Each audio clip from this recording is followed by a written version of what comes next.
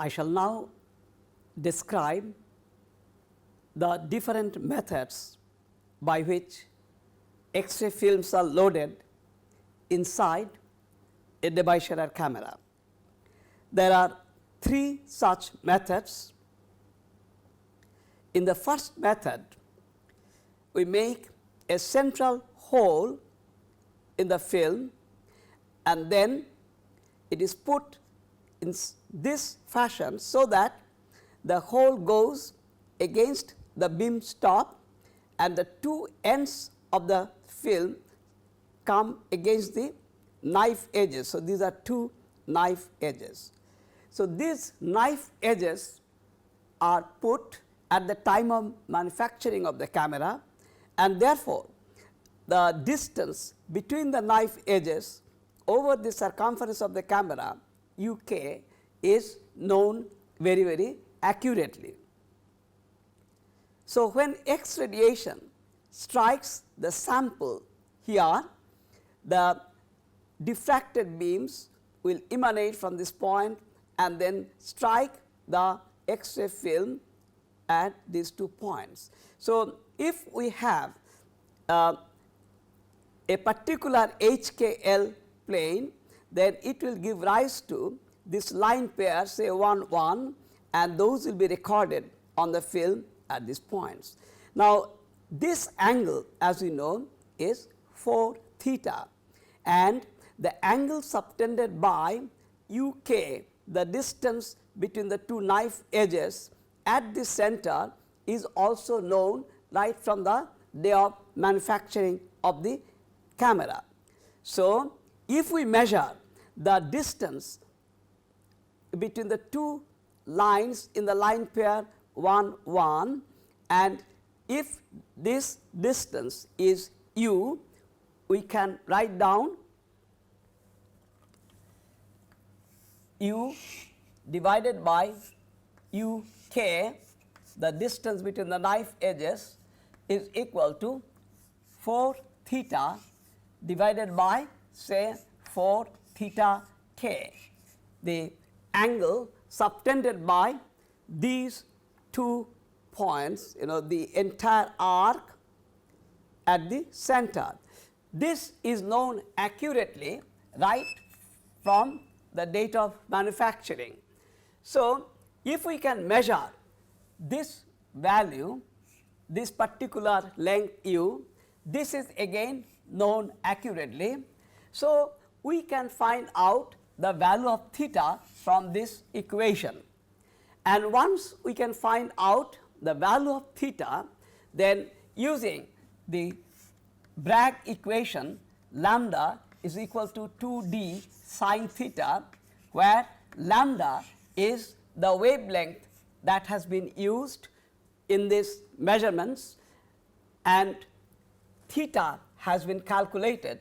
So, we can easily find out the value of d, the interplanar distance for the HKL planes we talked about.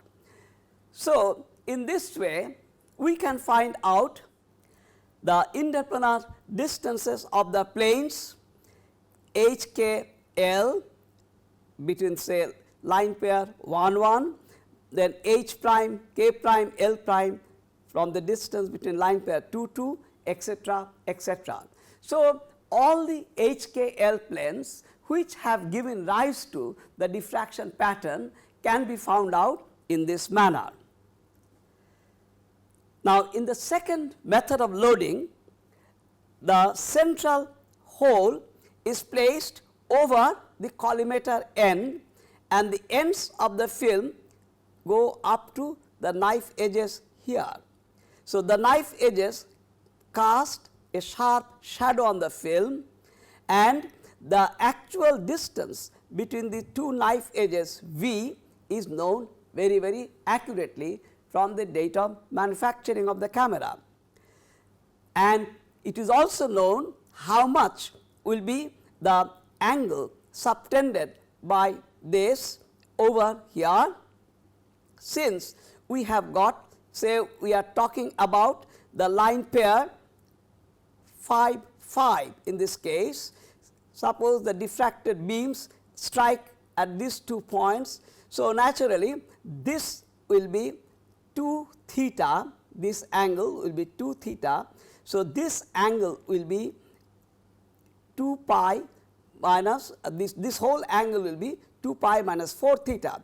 You see, this angle is 2 theta, the bottom angle, this is also 2 theta, just like as over here. So, this angle, the entire angle is 4 theta. So, this angle is 2 pi minus 4 theta. Now, since the distance v is clearly known, we can write down 2 pi minus 4 theta into r, the radius of the camera, which is also known very, very accurately, is equal to v. So, you see that this is the first method and this is the second method. So, in the second method, what we have to do is we have to know the value of r very, very accurately, which is known right from the date of manufacture of the camera. V is also known. So, we can figure out the value of theta straight away, and once we know the value of theta, we can write down lambda is equal to 2 d sin theta.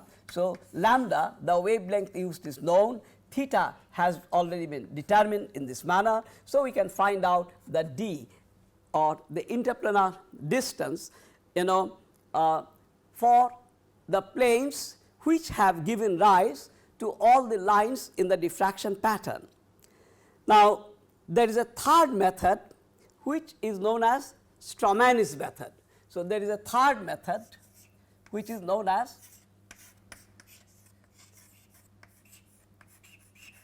the Stromanis method. So, what is done here?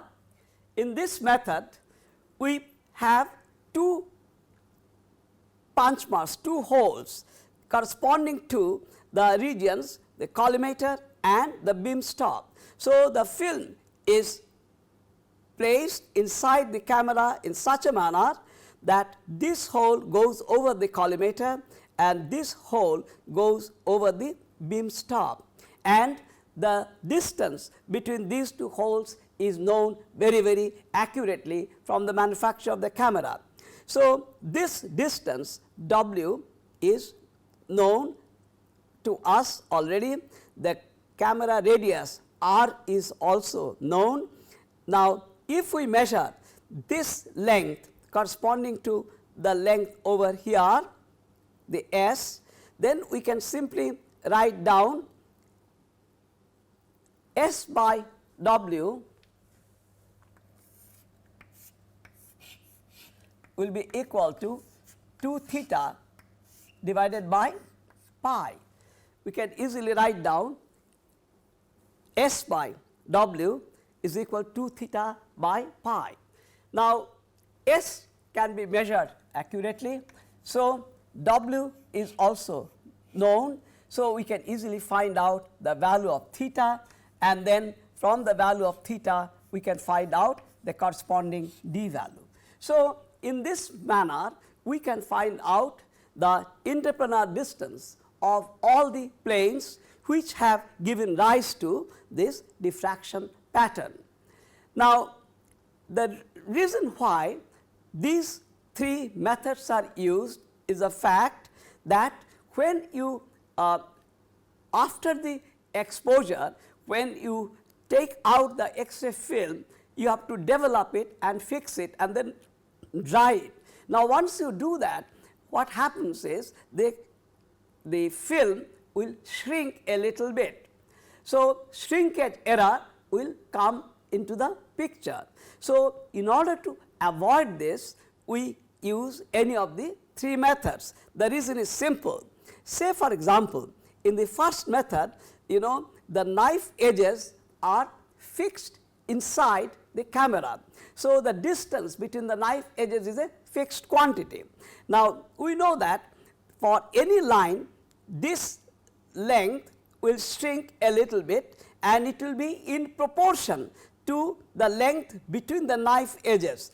So, if the distance between the knife edges is known accurately, then we can avoid the problem of shrinkage, because this line between, say, line pair, this length between the line pair 1 1 will shrink in the same proportion as the distance between the knife edges. But since the knife edges are known accurately right from the beginning, and since we use it in our calculations, so we can avoid the problem arising out of film shrinkage.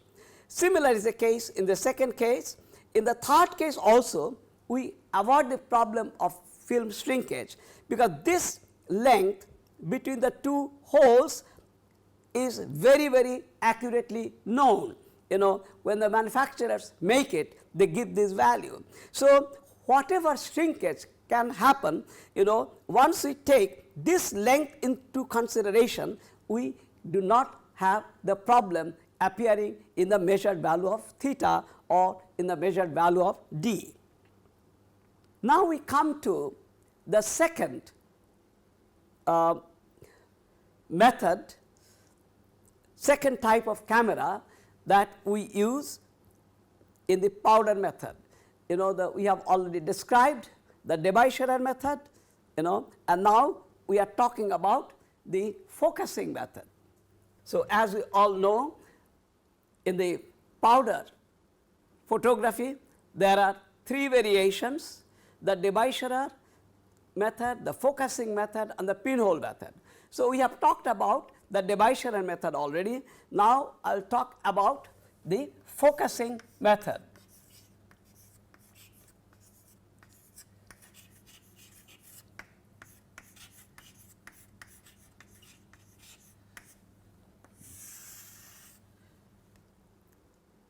This method is based on a well known geometrical problem, which says that if angles are inscribed in a circle by an arc, then all these inscribed angles will be equal to one another, and this angle will be half the angle subtended by the same arc at the center.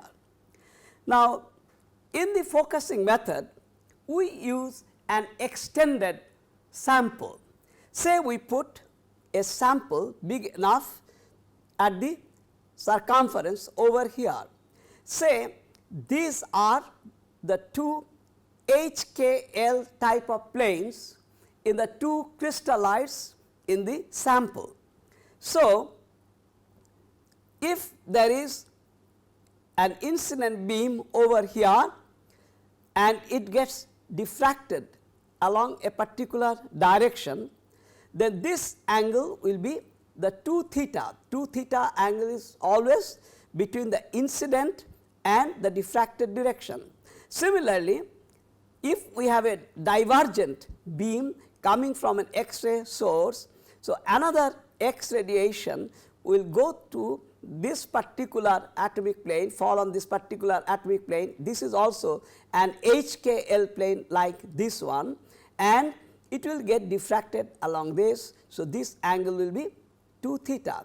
So, if this angle is 2 theta, this angle is 2 theta, then automatically this angle is pi minus 2 theta, this angle is pi minus 2 theta. That means, all these two rays, they will be focused at the same point F.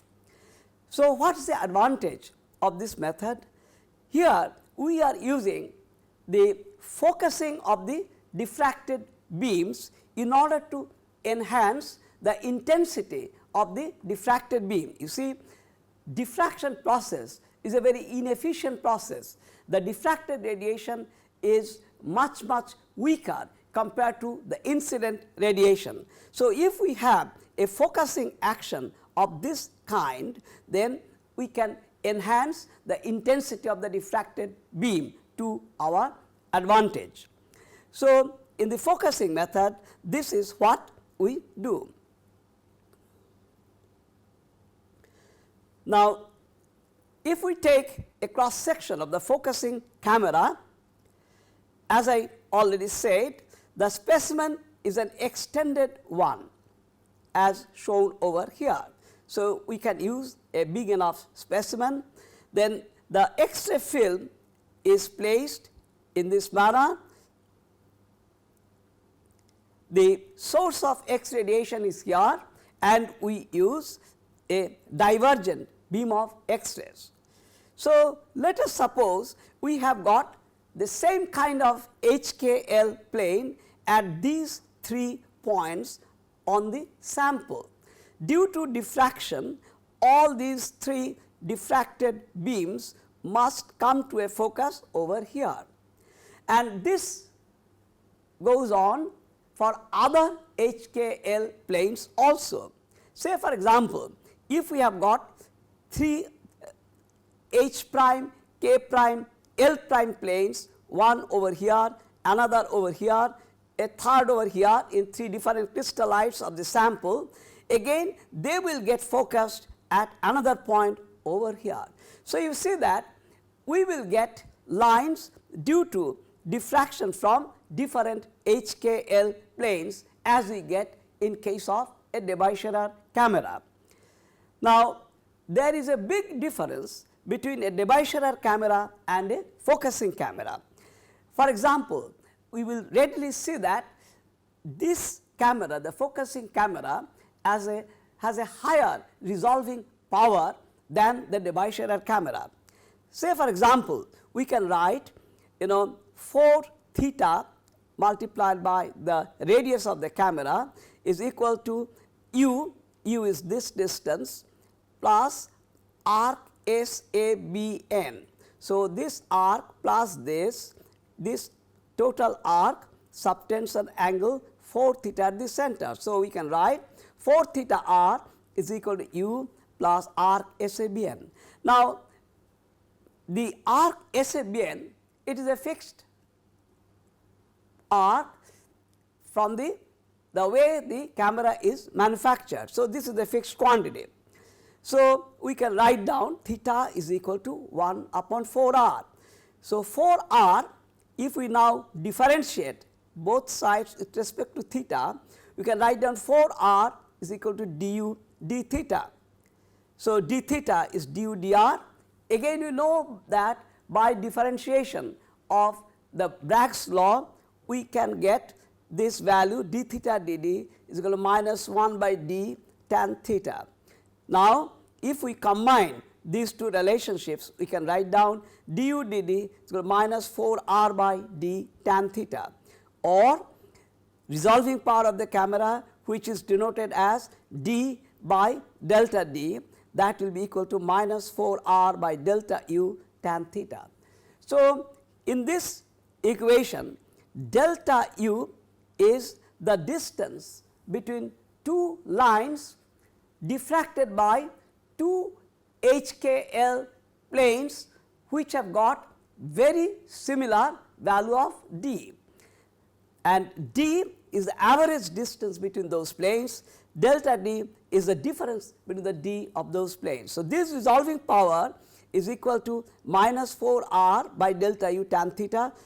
This minus sign does not have any connotation. So, we see that the resolving power of the focusing camera is 4 r by delta u tan theta. If we remember, for a Debye Sherrer camera, it is 2 r by delta s into tan theta, where delta s is the distance between the diffraction lines appearing in the film. So, we say that if r is constant for both the cameras, that r is the same for both the Debye Sherrer and the focusing camera, the resolving power of the focusing camera is just 2 times that of Debye Sherrer camera.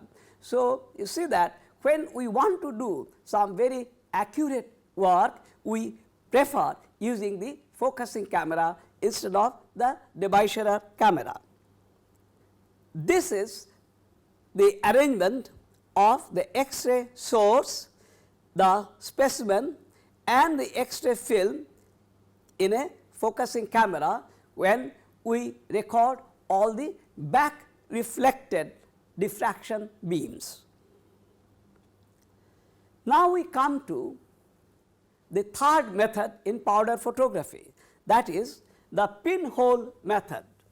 Now we talk about the third method of powder photography, the pinhole method.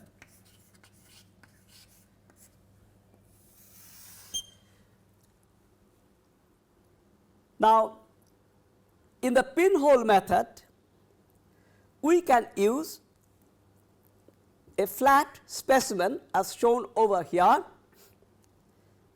We have a source of X-rays coming from this side, and the photographic film can be placed either on this side when the method is a transmission method, or it can be placed in between the source of X-rays and the specimen if we want to record the back reflected back reflection beams. So, for forward reflection beams, we put the X-ray film over here, and for back reflection beams, we put the film in between the X-ray source and the specimen. So, these two variations are there. In the transmission method, we record the X-ray that are diffracted in the forward direction. In the back reflection method, we record the X-rays that are diffracted in the backward direction. Now, again in this method, our film is a big flat film.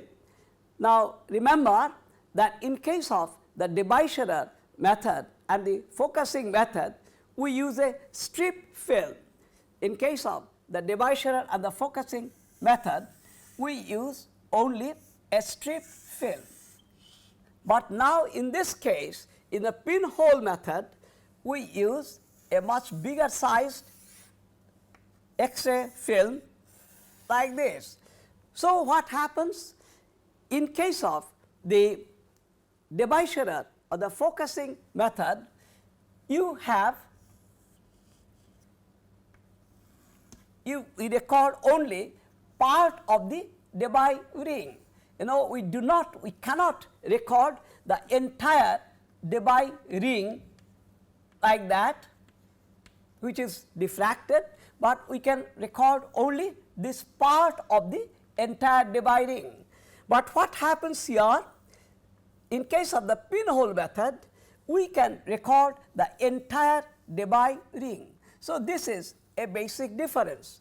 So, in case of the Debye Sherrer method, we only record a part of the Debye ring, but in the pinhole method, since we have got a flat film, a bigger size, we can record the entire Debye ring. So, depending on the planes within the specimen which give rise to the diffraction patterns, we will be able to record the different Debye rings in this manner.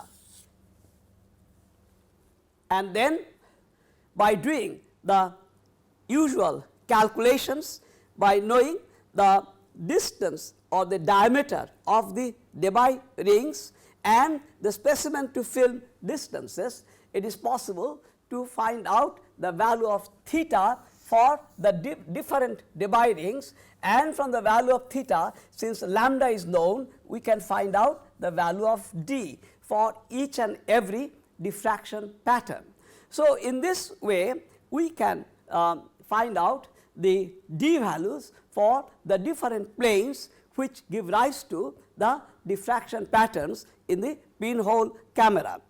Now, you see, the pinhole camera has got a big advantage. Say for example, if we take a portable X-ray machine in the field, for example, the geologists, when they move to different inaccessible places, a big jungle, and they have a portable X-ray machine, and they find out a rock sample which is thick and cannot be thinned down, then they can use the rock specimen for the back reflection photography without any problem.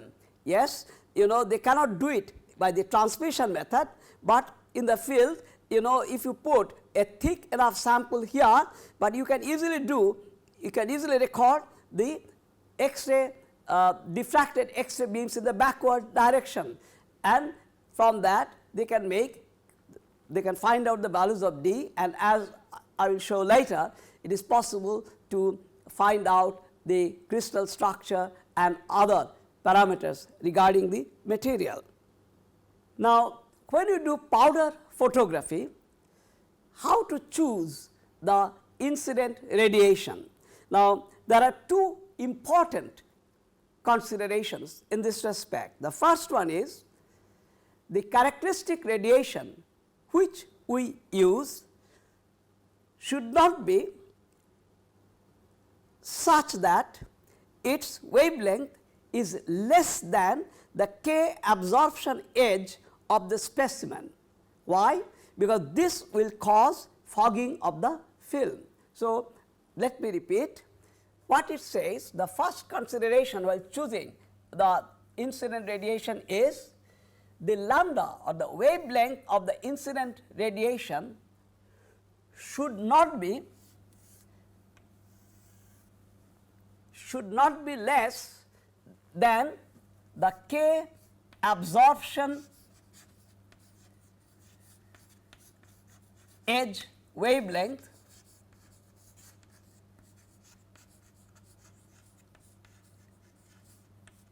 of the material in the specimen.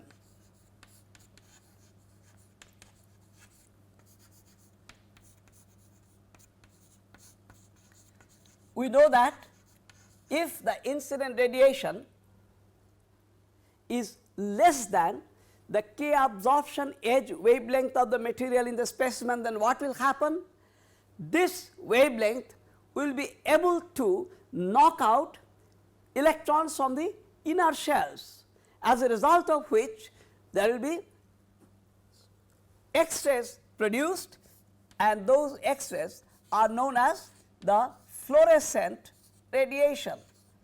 Those X-rays are known as the fluorescent radiation, and this fluorescent radiation, that means the X-ray which is produced due to the impact of the incident wavelength with the material, it has got another name, we also call it secondary X-rays.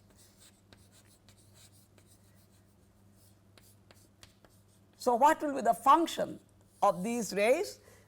They are going to fog the film, they will make the X-ray film very, very dark. So, if the X-ray film, as we will see later, if the X-ray film is very, very dark, it will be difficult to distinguish the lines that appear on the film against the background. So, this is one of the most important considerations, that we should not use a wavelength which is less than the K absorption edge wavelength of the material in the specimen. There is another consideration which we should keep in mind.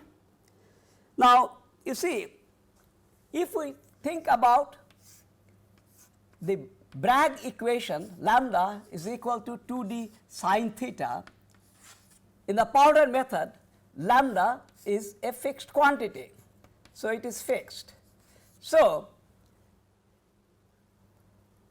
what will happen if we go for a higher lambda? Say, instead of using a particular lambda value, say we use in one case a lambda value of lambda 1 and then a lambda value of 2. Say lambda 1 is greater than lambda 2. What effect will be brought about in the values of these quantities? Say for example, for the same HKL plane,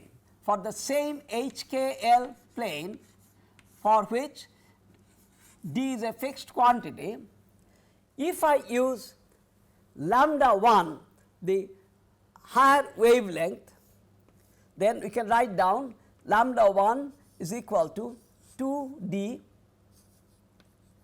sin theta 1. Say we use a characteristic radiation from a different target material, say that is lambda 2. So, if we use that, it will be 2d sin theta 2. Now, if lambda 1 is greater than lambda 2, then what will happen to these?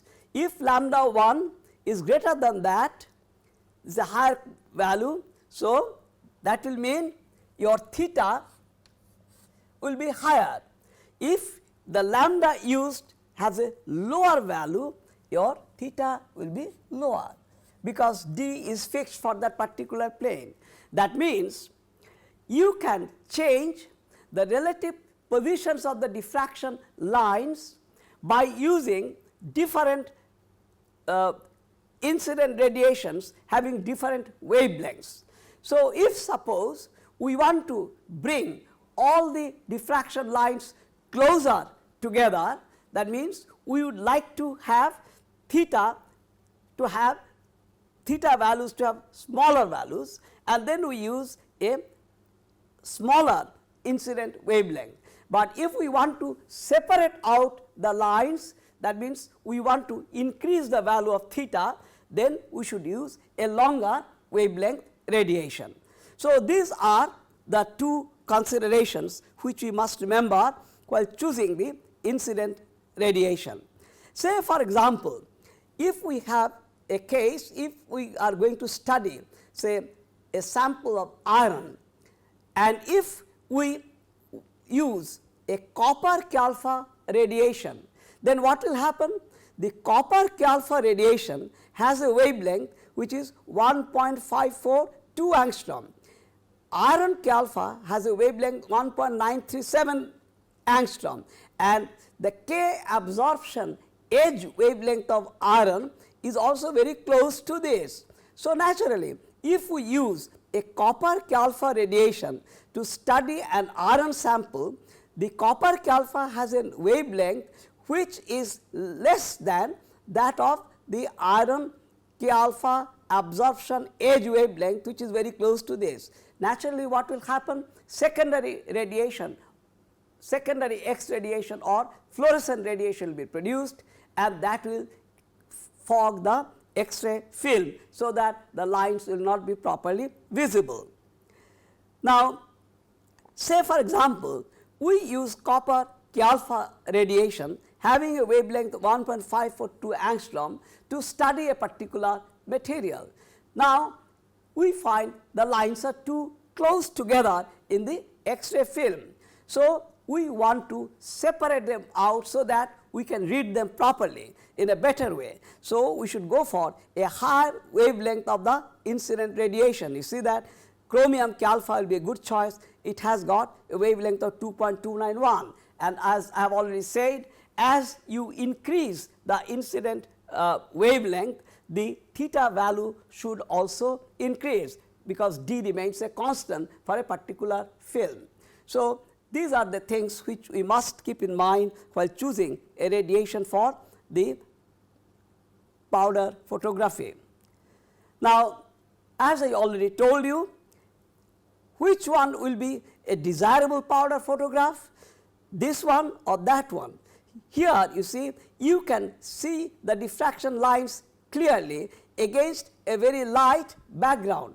On the other hand, here the background is very high, and therefore, the lines are not that clearly visible here than in this case. So, this one is a very desirable powder photograph, and this is an undesirable powder photograph. So, we should see to it that the background radiation is not high. Now, what are the sources of the background radiation in case of the powder photographic methods? One is of course the emission of fluorescent radiation by the specimen. That means, if we use an incident radiation which has a wavelength shorter than the K absorption edge wavelength of the material in the specimen, then fluorescent radiation will be produced and that will fog the film. So, we must take care about that, so that there is no fogging of the film due to this source. The other source, second source, is diffraction of the continuous spectrum.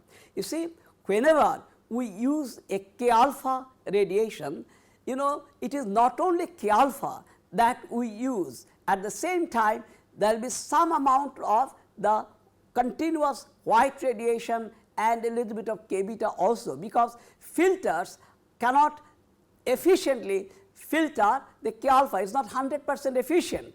You know, when you use a filter against a target, it is true that you will allow the K alpha radiation to pass through without much of a hindrance, without much of an absorption, but the other ones are absorbed more than the K alpha. But even then, you know, the radiation that we get is not only K alpha, it has got all the other radiations also. They may have a lower intensity. So, those radiations, they can also get diffracted, you know, and that will cause the fogging of the film. Then comes the diffuse scattering from the specimen.